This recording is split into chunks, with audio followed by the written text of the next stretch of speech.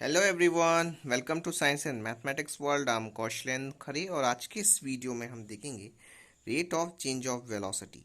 इसका मतलब क्या होता है कि rate of change of velocity मतलब वेलोसिटी की रेट जो है वो किस हिसाब से चेंज हो रही है और उसे क्या कहते हैं। तो जो rate of change of velocity होती है ना, उसे हम एक्सेलरेशन कहते हैं। एक्सेलरेशन, डिस्टेंस, डिस्प्लेसमेंट, ये सारे कॉन्सेप्ट्स में बहुत सारी कन्फ्यूजन्स क्रिएट हो जाती हैं। तो आज हम देखेंगे कि एक्सेलरेशन क्या होता है, जैसे हम क्या बोलते हैं, rate of change of velocity. तो एक्सेलरेशन क्या है? एक्सेलरेशन क्या है कि the change in the velocity of an object per unit time. अब एक्सेलरेशन जो शब्द है वो आपने सबसे पहले कहाँ सुना होगा? आपने जब गाड़ी वगैरह चलाई होगी या फिर पापा जी लोग के साथ देखा होगा आपने। ये कहते हैं कि एक्सेलरेट करना, एक्सेलरेट एक्सेलरेटर सुना है? तो वो एक्सेलरेटर जो शब्द है ना, वो इसी एक्सेलरेशन से ही आया है। और एक्सेलरेट करना मतलब अपनी गाड़ी में की स्पीड को बढ़ाना, एक्सेलरेट करना, थोड़ा सा स्पीड ज़्यादा लेना। तो ये होता है। तो इसमें कह रहे हैं कि rate of change the change in velocity of an object per unit time. Her unit time में मतलब एक सेकंड में कहना चाहिए कि जितनी आपकी वेलोसिटी है उसकी जो चेंज हो रहा है उसे हम एक्सेलरेशन बोलेंगे। मतलब एक सेकंड में जितनी आपकी स्पीड, जितनी वेलोसिटी चेंज होती जा रही है। वेलोसिटी क्या होती है? ये आपकी है स्पीड विद डायरेक्शन, एक निश्चित डायरेक्शन में स्पीड, उसी को हम वेलोसिटी बोलेंगे। और वो चेंज हो रही है किसी ऑब्जेक्ट की और पर यूनिट टाइम, एक यूनिट टाइम में। तो एक्सेलरेशन को हम ए से डिनोट करते हैं और ये क्या हो जाता है? Change in velocity upon time taken. तो जितना टाइम टेकन लिया जाता है और उसमें कितनी वेलोसिटी चेंज हो रही है उसे हम एक्सेलरेशन बताएंगे। और अब देखते हैं कि जो if a velocity of an object changes from an initial value u to the final value v in time t, then the acceleration is a is equals to v minus u upon T.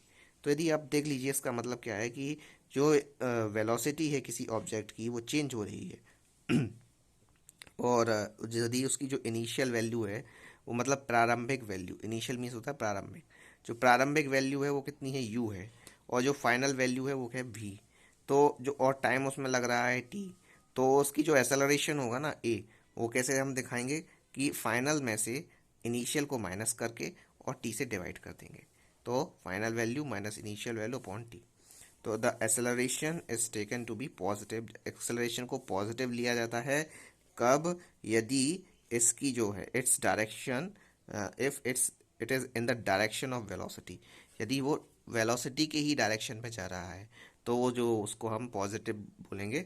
और इसे negative लिया जाएगा कब? यदि उसकी जो direction है opposite to the velocity, वो वेलोसिटी की डायरेक्शन के अपोजिट में चल रहा है, तो उसको हम बोलेंगे कि ये क्या है? एक्सेलरेशन जो है वो नेगेटिव है। तो मतलब जैसे आप यहाँ से उसी डायरेक्शन में जा रहे हो जहाँ पे वेलोसिटी है, तो आपका ये कहा जाएगा कि ये उसी उसी डायरेक्शन में जा रहे हैं, तो उसमें क्या होगा? ये एक्सेलरेशन पॉजिटिव है। और उसके विपरीत दिशा में जा रहे हैं, जहाँ पे वेलोसिटी के विपरीत दिशा में जा रहे हैं, तो उस टाइम पे ना जो एक्सेलरेशन होगा वो नेगेटिव होगा। अब जो एसआई यूनिट होती है वो भी देख लेते हैं। एसआई यूनिट जो होती है एक्सेलरेशन की, वो क्या होती है? वो होती है मीटर पर सेकंड स्क्वायर। यहाँ पे -2 लगा ना, इसको बोलते हैं मीटर पर सेकंड स्क्वायर। और if an object travel in a straight line, यदि कोई ऑब्जेक्ट एक स्ट्रेट लाइन में ट्रैवल कर रहा है और उसकी जो वेलोसिटी है वो इंक्रीज और डिक्रीज, वो इंक्रीज भी हो रही है, डिक्रीज भी हो रही है by equal amount in equal interval of time. Equal amount में, इक्वल इंटरवल ऑफ टाइम में, उतना ही टाइम लेती है, इक्वल समय में इक्वल चेंज हो रही है, तो उसकी क्या है? Then it is an uniform acceleration. तब उसको बोलेंगे कि वो काय में है? वो यूनिफॉर्म एक्सेलरेशन में है। और एग्जाम्पल है जैसे motion of a freely falling body. यदि हमने आपको क्या कहा कि एक ऑब्जेक्ट लो और उसे ऊपर से नीचे की ओर गिराओ, तो उसे बोलते हैं फ्री फॉल। आराम से गिरना, एकदम से गिरते जाना। तो ये फ्री फॉल वाली पोजीशन होती है कि यदि कोई व्यक्ति या कोई भी चीज़ है जो वो बहुत ही ऊंची बिल्डिंग से उसको हम छोड़ देते हैं, तो आराम से गिर रहा है, वो बिल्कुल गिरता ही जा रहा है, तो उसकी जो स्पीड होगी, वेलोसिटी होगी, वो कुछ भी चेंज नहीं हो रही है, वो आराम से वैसी यूनिफॉर्म स्पीड यूनिफॉर्म वेलोसिटी में एक निश्चित जगह पर गिरता जा रहा है, तो इस गिर रहा है इसीलिए इसे बोलेंगे फ्री फॉलिंग वाली स्थिति। और फ्री फॉल में क्या होता है, आपका जो यूनिफॉर्म एक्सेलरेशन दिखाई देता है। और यदि कह रहे हैं यदि वेलोसिटी जो रहती है वो चेंजेस हो एट नॉन यूनिफॉर्म रेट में हो, तो उसे हम क्या बोलेंगे, उसे हम बोलेंगे नॉन यूनिफॉर्म एक्सेलरेशन। अब इसका थोड़ा सा एग्जांपल भी देख लें नॉन यूनिफॉर्म एक्सेलरेशन का।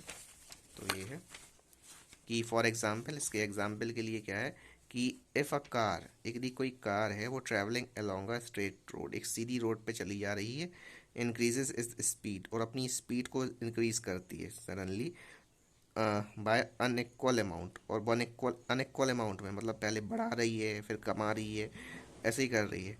तो उसमें क्या है कि in equal interval of time, वो टाइम तो उतना ही ले रहा है, equal interval of time, then it is non uniform acceleration. तब उसे नॉन यूनिफॉर्म एक्सेलरेशन बोलेंगे।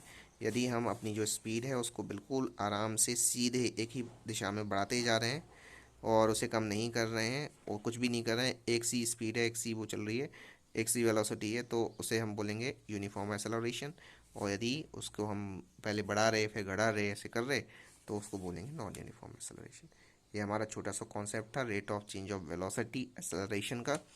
आई होप आपको समझ में आ गया होगा। और भी ऐसे वीडियोस देखने के लिए और हमें सपोर्ट करने के लिए वीडियो को लाइक, शेयर, कमेंट ज़रूर करें। मिलते हैं अगले वीडियो में। गुड बाय, जय श्री राम।